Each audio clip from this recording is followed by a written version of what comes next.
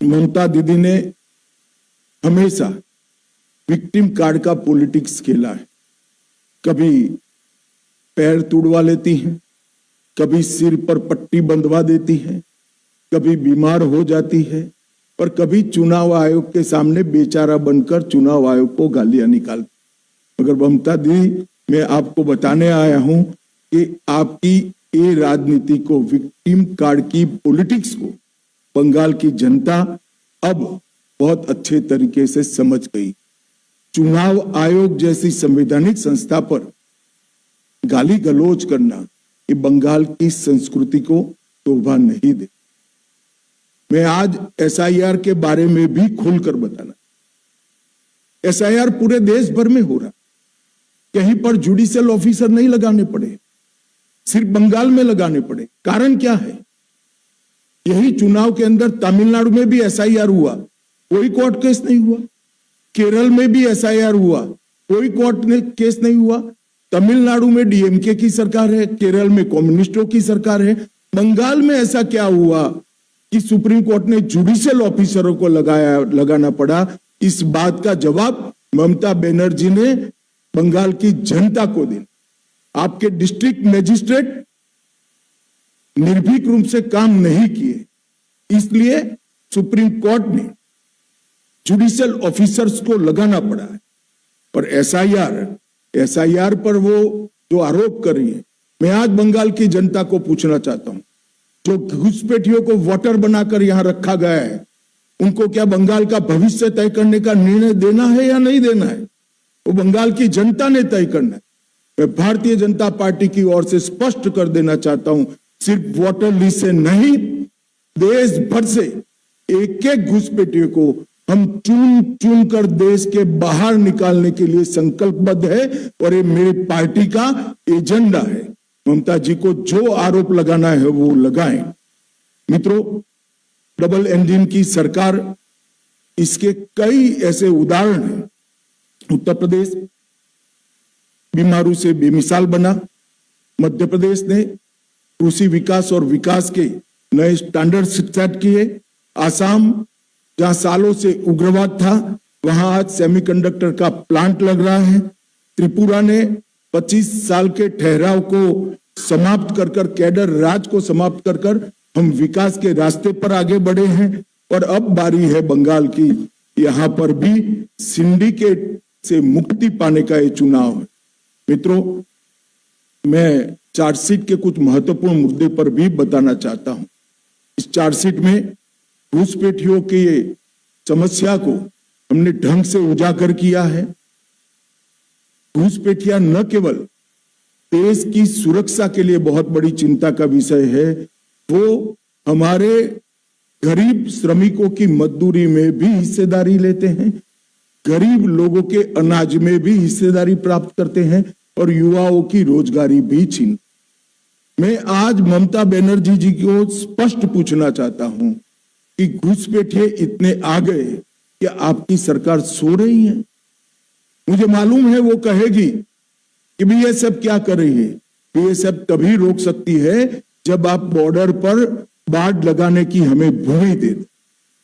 600 kilometre बाढ़ अधूरी रह गई। हमारे होम सेक्रेटरी यहां आकर आपको मिलकर गए, मैं खुद आकर आपकी ऑफिस में मिलकर गया, मगर आपने बाढ़ लगाने की भूमि नहीं दी, क्योंकि घुसपैठियों की वोट बैंक आप बनाना चाहते। हमने कोई पॉलिटिकल ईगो नहीं रखा, हमने आपके साथ संवाद किया, संपर्क किया, पत्र व्यवहार किया, मगर आपने हमें भूमि नहीं दी है। कोई बात नहीं ममता दीदी, आपके पास बहुत कम समय है। 6 मई को भारतीय जनता पार्टी की सरकार बनेगी, और 45 दिन में सभी भूमि बाढ़ के लिए जो उपलब्ध कराना है वो भारत सरकार को बंगाल की भारतीय जनता पार्टी की सरकार उपलब्ध करा देगी, और हम घुसपैठ को रोकेंगे। तुष्टीकरण की इंतहा कर ममता बनर्जी जी ने रख दिए। मैं आज बंगाल की जनता को बताना चाहता हूं, अल्पसंख्यक का बजट लास्ट बजट के अंदर 5,713 करोड़, ऐसा न मानिए कि मैं अल्पसंख्यक के बजट का विरोध, आपको जो रखना है वो रखिए, मगर उसके अनुपात में पिछड़ा वर्ग की संख्या 3 गुना है और पिछड़ा वर्ग के लिए आपका बजट है, ओबीसी के लिए बजट है 2533 करोड़। कम संख्या होने के बावजूद अल्पसंख्यकों का बजट 5713 करोड़ और ज्यादा संख्या होने के बावजूद पिछड़ा वर्ग का बजट 2533 करोड़। आज बंगाल की जनता को यह सत्य जानना चाहिए, बंगाल की जनता को यह भी जानना चाहिए कि 77 समुदायों को ओबीसी में ममता बनर्जी की सरकार ने जोड़ा, उसमें से 75 समुदाय मुस्लिम थे। क्या और कोई ओबीसी है ही नहीं? किस प्रकार से आप शासन चलाना चाहती हैं? धर्म के आधार पर ओबीसी तय होगा, ये लंबा नहीं चलेगा। आपकी घुसपैठ की पॉलिटिक्स के कारण सिलीगुड़ी कॉरिडोर की सुरक्षा आज कमजोर हो गई है। मवेशी की तस्करी और नकली मुद्रा, इसके कारण पूरे भारत के अर्थतंत्र पर गहरा असर पड़ा है। मित्रों, इस तुष्टीकरण की राजनीति से एक प्रकार से पूरा बंगाल गंभीर समस्याओं से घिर चुका है। महिला मुख्यमंत्री हैं, वो स्वयं महिला हैं, उनके शासन में महिलाओं का हाल पूरे देश में सबसे खराब है। 34,738 मामले महिलाओं के खिलाफ दर्ज किए गए। टीएमसी द्वारा, इनकी कैडर के द्वारा महिलाओं पर अपराध के केस में खुलेआम संरक्षण दिया गया। आरजी कर के केस में जो आरोपियों के वकील होते हैं, इनको इनाम में राज्यसभा दिया जाता है। और संदेश खाली में धड़ल्ले से आदिवासी महिलाओं का शोषण हुआ, वो भी तृणमूल कांग्रेस का पदाधिकारी था। कस्बा लॉ कॉलेज के बलात्कार में चुप्पी साध ली गई। पार्क स्ट्रीट बलात्कार को ममता बनर्जी ने घड़ी हुई घटना बताया।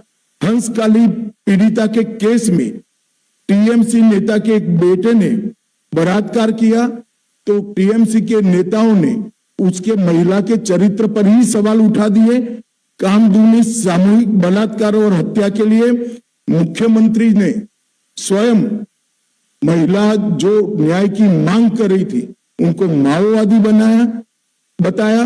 दुर्गापुर मेडिकल छात्रा के सामूहिक बलात्कार में महिलाओं पर सवाल उठा दिए गए कि आप बाहर क्यों जाती हैं। सब्सक्राइब करें देश रोजाना के YouTube चैनल को और नई वीडियो की नोटिफिकेशन पाने के लिए बेल आइकन जरूर दबाएं। अगर आप ये वीडियो Facebook या Instagram पर देख रहे हैं तो पेज को लाइक और फॉलो जरूर करें और ज्यादा से ज्यादा शेयर करें।